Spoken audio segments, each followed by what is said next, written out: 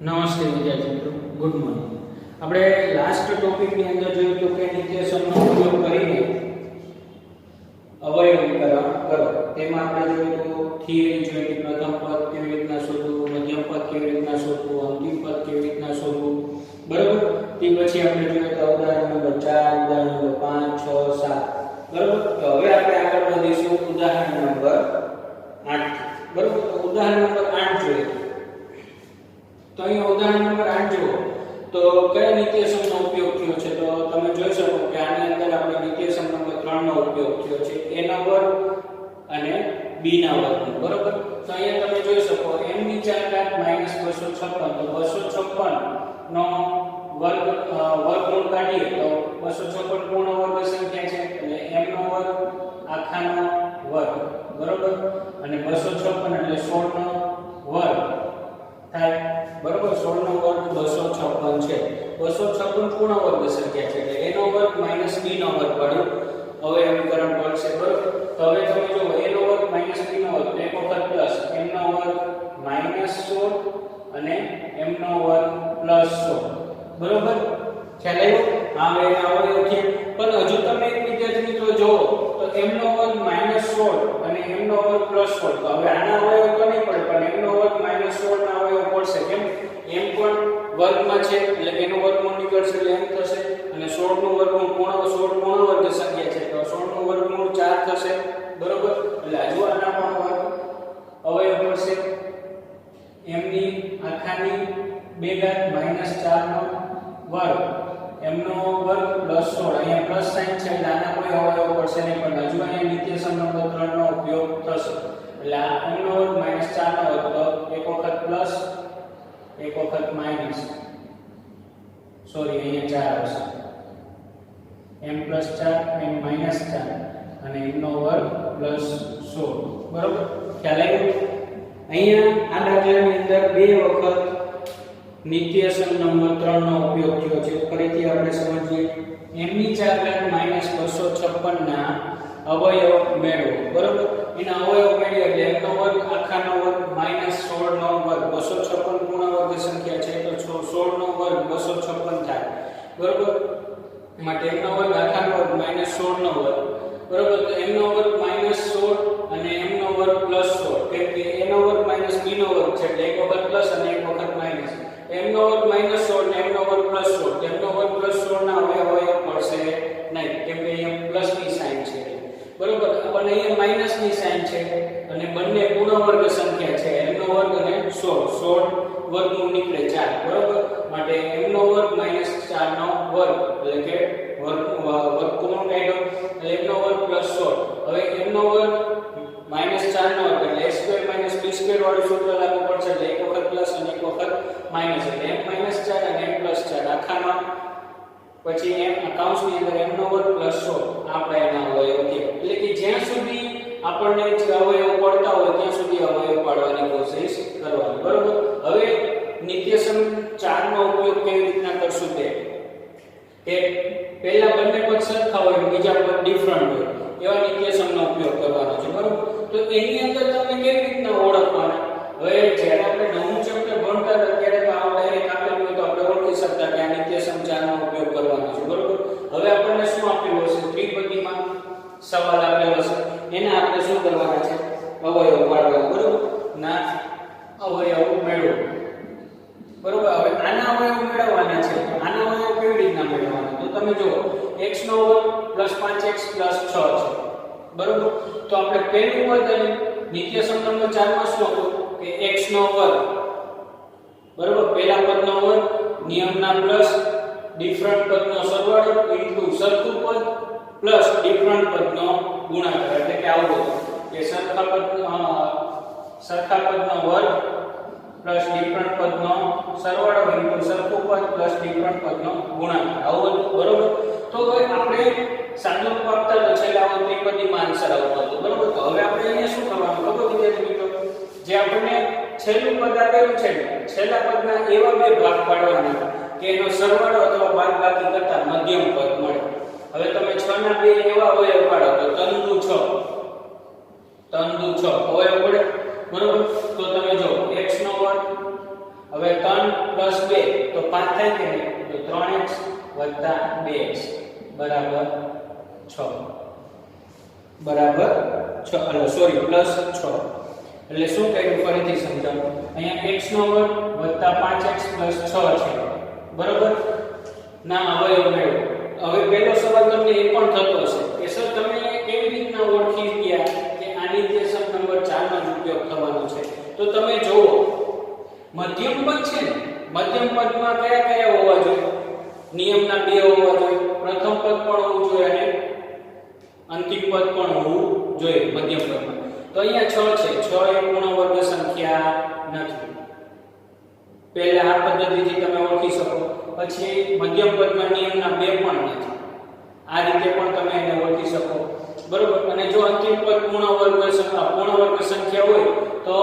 મધ્યમ પદની અંદર નિયમના 2 પણ હોવા જોઈએ પ્રથમ પદ પણ હોવું જોઈએ અને અંતિમ પદ પણ હોવું જોઈએ તો નિર્દેશક નંબર 1 અને 2 લાગુ પડે જો એ ન હોય તો નિર્દેશક નંબર 4 નો ઉપયોગ કરવાનો એટલે એમાં શું કરવાનું અંતિમ પદનો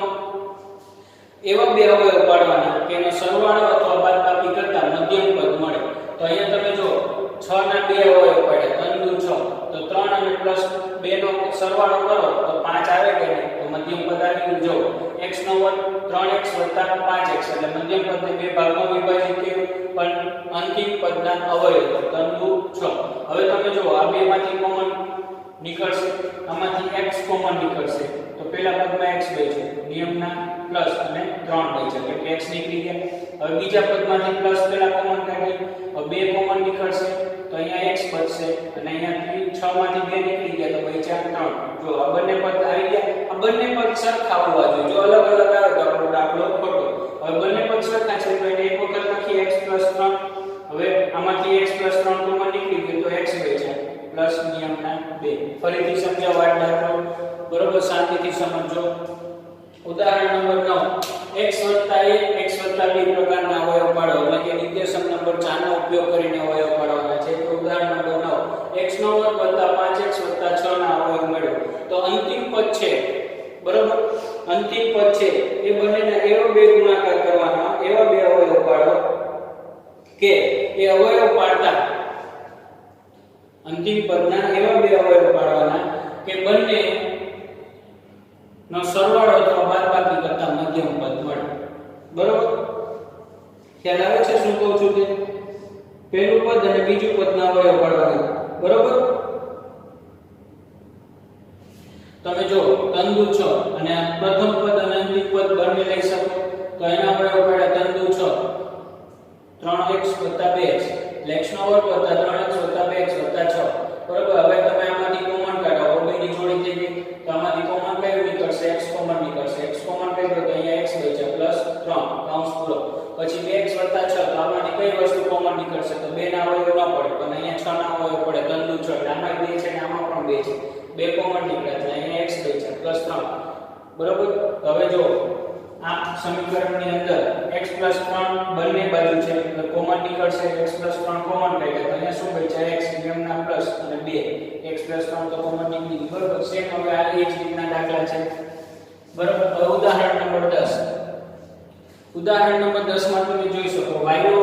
- 7y + 12 તો પ્રથમ પદ અને અંતિમ પદનો ગુણાકાર કરો તો 12 * 12 બરોબર પ્રથમ પદ અને અંતિમ પદનો ગુણાકાર કરો તો 12 * 12 બરોબર બરોબર જો હવે તમે પાછા આપણે ફરીથી સમજાવું તમને ઉદાહરણ નંબર 10 છે બરોબર તો ઉદાહરણ નંબર 10 માં શું છે કે y² - 7y + 12 એમાં અંતિમ પદ 12 છે પ્રથમ પદ 1 એટલે અહીંયા સહગુણક જોવાના ચલ જોવાનો નથી એના સહગુણક જોવાના શું જોવાના છે સહગુણક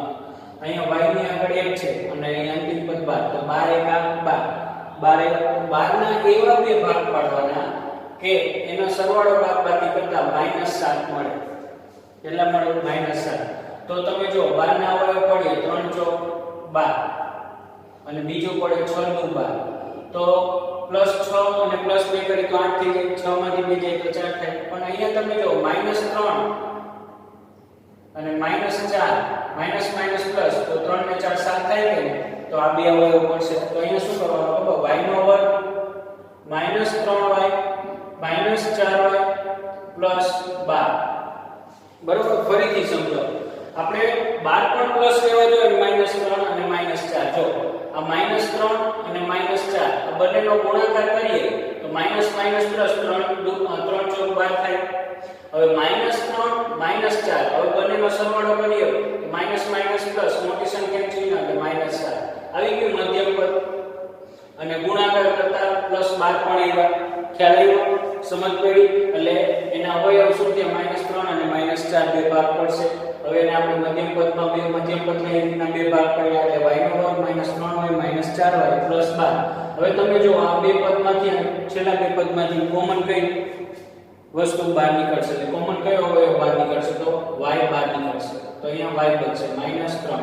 હવે આમાંથી માઈનસ કોમન નીકળશે -4 કોમન નીકળશે માઈનસ નું ચિહ્ન કોમન નીકળે એટલે અંદરનું ચિહ્ન બદલાઈ જશે માઈનસ કોમન નીકળો એટલે પ્લસ હોય તો માઈનસ થઈ જાય અને માઈનસ હોય તો પ્લસ થઈ જાય બરોબર અહીંયા માઈનસ કોમન કાઢ્યો એટલે પ્લસ નું ચિહ્ન હતું તો એ માઈનસ થઈ ગયું અને અહીંયા 3 બચશે જો પહેલું અને છેલ્લું પદ સરખું હોય એટલે y -3 કોમન નીકળશે એટલે બચ્યા શું y -4 ક્લિયર સમજ પડી ફરીથી આ દાખલો સમજીએ y નો વર્ગ -7y +12 ના અવયવ મેળવો તો પહેલું પદ 1 છે અને છેલ્લું પદ 12 છે તો 12 * 12 બરોબર 12 મળ્યા તો 12 ના એવા બે ભાગ પાડવાના છે કે એનો સરવાળો અથવા બાદબાકી કરતા -7 આવે અને બંનેનો ગુણાકાર કરતા +12 આવવા જોઈએ તો 3 ચોક 12 હવે બંનેને માઈનસ લઈએ તો માઈનસ માઈનસ પ્લસ એટલે +12 જવાબ આવ્યો બંનેનો ગુણાકાર કરતા હવે એની બાદબાકી અથવા સરવાળો કરીએ તો -3 -4 બંનેનો સરવાળો કરતા માઈનસ માઈનસ પ્લસ એટલે 3 ને 4 7 અને મોટી સંખ્યાનું ચિહ્ન -7 આવી ગયું મધ્યમ પદ એ આવી એટલે આપણે 12 ના 7 ના કેટલા બે ભાગ પડશે -3 અને -4 બરોબર સેમ એવો બીજો દાખલો છે આપણે જોઈએ ઉદાહરણ નંબર 11 એટલે તમને વધારે ખ્યાલ આવશે z નો વર્ગ -4z -12 ના અવયવ મેળવો z નો વર્ગ -4z -12 તો પહેલું પદ છે પહેલા પદનો સગુણક 1 અને અંતિમ પદના -12 એટલે 1 ગુણ્યા -12 એટલે -12 જવાબ આવ્યો તો -12 ના આપણે એવા બે અવયવ પાડવાના કે એનો સરવાળો બાદબાકી કરતા -4 જવાબ મળે અને ગુણાકાર કરતા -12 આન્સર આવવો જોઈએ બરોબર તો તમે જો 6 દુ 12 બરોબર હવે એનો સરવાળો બાદબાકી કરીએ તો 6 દુ 12 આપણે -4 તો મોટી સંખ્યા -6 લઈએ +2 લઈએ તો -6 + 2 તો -6 માંથી +2 જાય તો 4 બચે અને મોટી સંખ્યાનું ચિહ્ન એટલે આ બંનેનો ગુણાકાર કરીએ તો +2 અને -6 રાખવા પડે તો 6 દુ 12 ± જવાબ આવે એટલે મોટી સંખ્યા માઈનસ લેવી કઈ સંખ્યાને માઈનસ લેવી કઈ સંખ્યા પ્લસ લેવી તે મધ્યમ પદના આન્સર ઉપર આધાર રહે કે -4 છે બરોબર તો -4 લાવવા માટે આપણે મોટી સંખ્યાને જ માઈનસ આપવું પડે અને નાની સંખ્યાને પ્લસ ની સાઇન આપવી પડે બરોબર એટલે પ્લસ માઈનસ માઈનસ એટલે -6 માંથી 2 જાય તો -4 મોટી સંખ્યાનું ચિહ્ન માઈનસ આવશે હવે બંનેનો ગુણાકાર કરો તો 6 દુ 12 પ્લસ માઈનસ માઈનસ -12 પણ જવાબ આવે છે એટલે આપણે અવયવ શું પડશે -6 અને +2 બરોબર તો z નો વર્ગ -6z + 2z -12 બરોબર હવે તમે આ બંનેનો ગુણાકાર કરો તો 6 દુ 12 એટલે -12 આવ્યા પ્લસ માઈનસ હવે આ બંનેનો સરવાળો કરીએ તો -6 + 2 6 માંથી 2 જાય તો 4 મોટી સંખ્યાનું ચિહ્ન ક્લિયર હવે તમે જો આમાંથી કોમન કયું નીકળશે તો કે z બચ્યા શું z -6 હવે આમાંથી પ્લસ નીકળશે પ્લસ ની સાઇન માઈનસ હોય તો માઈનસ કોમન કાઢવાનું પણ અહીંયા માઈનસ નથી પ્લસ ની સાઇન છે તો પ્લસ જ રહેશે આમ પદમાંથી 2 કોમન નીકળશે z -6 બરોબર તો હવે આ પદમાં જો z -6 કોમન નીકળશે અને બચ્યા શું z + 2 ક્લિયર આ એના અવયવ છે સેમ ઉદાહરણ નંબર 12 ઉદાહરણ નંબર 12 માં તમે જો 3m નો વર્ગ + 9m + 6 પહેલું પદ અને અંતિમ પદનો ગુણાકાર કરો 3 6 18 બરોબર તો 3 6 18 તો 18 ના એવા બે અવયવ પાડો કે એનો સરવાળો બાદબાકી કરતા 9 મળે તો 9 દુ 18 3 6 18 3 6 18 પડે બરોબર તો બંને +6 અને +3 એમ લેવા પડે પણ અહીંયા +6 અને +3 થી પણ આ દાખલો થશે પણ એક વસ્તુ એકદમ ઈઝી એ રીતે પણ આ દાખલો થશે ને આમાં બીજી રીત જો 3 3 3 3 3 બધામાં છે તો 3 કોમન કાઢી લઈએ m નો વર્ગ પ્લસ 3m પ્લસ 2 બધામાં 3 કોમન છે તો 3 કોમન કાઢી લીધા 3m નો વર્ગ પ્લસ 9m પ્લસ 6 બધામાં 3 છે તો 3 કોમન કાઢી લીધા બરોબર 3 કોમન કાઢી લઈએ તો અહીંયા તમે જો m નો વર્ગ પ્લસ 3m પ્લસ 2 તો પ્રથમ પદ અને અંતિમ પદનો ગુણાકાર 2 એકા 2 તો 2 ના એવા અવયવ પાડવાના એટલે 2 એકા 2 અવયવ જ પડશે 2m પ્લસ m પ્લસ 2 વધી ગયું કેમ કે 2 એકા 2 પ્રથમ પદ અને અંતિમ પદનો સહગુણકનો ગુણાકાર કરતા 2 મળે છે તો 2 ના એવા અવયવ પાડીએ કે એનો સરવાળો કરતા 3 મળે તો 2 પ્લસ 1 2 એકા 2 2 ને 1 3 થાય બરોબર ગુણાકાર કરતા 2 મળે છે હવે તમે જો આમાંથી કોમન કોણ નીકળશે તો કે m કોમન નીકળશે તો m પ્લસ 2 બચે હવે અહીંયા તો m પ્લસ 2 જ છે તો કોમન શું નીકળે કંઈ નો નીકળતો હોય તો એક તો નીકળે છે એટલે m પ્લસ 2 કાઉન્સ પૂરો હવે તમે જો 3 કોમન રહેશે આમાંથી શું કોમન છે તો m પ્લસ 2 કોમન છે બહાર નીકળે તો બચ્યા શું m પ્લસ 1 બરોબર આ જ દાખલો બીજી રીતે પણ થાય જો 3m નો વર્ગ પ્લસ 9m પ્લસ 6 બરોબર તો આને કઈ રીતે કરવાના 3 6 18 3m નો વર્ગ બરોબર જો શક્ય બને તો જ અને અહીંયા 3m પ્લસ 6m પ્લસ 6 કેમ કે 3 6 18 બરોબર અને 3 6 18 અને 3 6 18 3 ને 6 9 બરોબર 3m કોમન 3 કોમન નીકળશે 3m તો અહીંયા બચ્યા શું m પ્લસ 1 અને બીજા અવયવ આમાંથી શું કોમન નીકળશે તો કે 2 કોમન નીકળશે તો 3m પ્લસ 1 આ ડાયરેક્ટ 6 કોમન કાઢીએ સોરી કયા કોમન કાઢીએ 6 તો m પ્લસ 1 થી બરોબર તો તમે જો આમાંથી m પ્લસ 1 કોમન નીકળશે અને 3m પ્લસ 6 બરોબર m પ્લસ 3 અને m 3m પ્લસ 6 એટલે આ રીતે પણ દાખલો થાય જો આપણે 3 કોમન ન કાઢીએ તો 3m નો વર્ગ પ્લસ 9m પ્લસ 6 તો 3 6 18 પેલું પદ અને અંતિમ પદનો ગુણાકાર કરો તો 3 6 18 થયા બરોબર 18 ના એવા બે અવયવ પાડો કે એનો સરવાળો કરતા અથવા બાદબાકી કરતા આપણને 9 મળે તો તમે જો 3 6 18 તો 3 પ્લસ 6 9 થાય બરોબર તો 3m નો વર્ગ વત્તા 3m પ્લસ 6m 3 ને 6 9 થયા પ્લસ 6 આમાંથી 3m કોમન નીકળે તો બચ્યા શું m અને અહીંયા કઈ 3m કોમન નીકળી ગયા કઈ ન બચે તો એક તો બચે પ્લસ 1 પછી આમાંથી 6 કોમન નીકળશે પ્લસ 6 કોમન નીકળે તો m પ્લસ 1 કઈ ન હોય બરોબર તો પ્લસ 1 કોમન નીકળશે એટલે 3m પ્લસ 6 અને m પ્લસ 3 બરોબર આ સેમ એ જ દાખલો થયો તો આ બંને જવાબ સમાન જ છે આ 3 ની અંદર ગુણી દઈએ એટલે 3m પ્લસ 6 થયા કે નહીં એટલે આ રીતે પણ આ દાખલો થાય અને આ રીતે પણ દાખલો થાય પરીક્ષામાં આપણે આ પદ્ધતિથી આપણે દાખલો ગણવાનો રહેશે બરોબર હવે આપણે જોશું સ્વાધ્યાય 14.2 જે આપણે નેક્સ્ટ લેક્ચરની અંદર જોશું